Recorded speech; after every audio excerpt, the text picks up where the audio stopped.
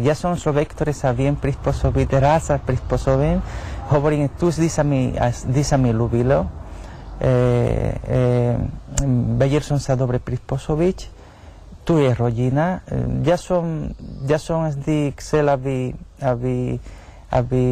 táto rodina bola v poriadku, aby fungovala, aby sme držali pokope, aby sme mali na svete rásli. Oni sa tu narodili, oni sú tu sú ďalší, moja manželka má sestru, potom je šokra, aj šokor, aj keď už som preúzdal niečo predtým. A vždy sme mali pekné, dobré vzťahy, takže tu som sa cítil vždy ako v rodine. Hovorím, ja mám takú povahu. A čo sa týka mojej pocity, nikdy som nemal pocit, že som Kubu opustil, lebo Kuba je pri mne stále. Všetky veci, ktoré ja robím, súvisia s Kubou.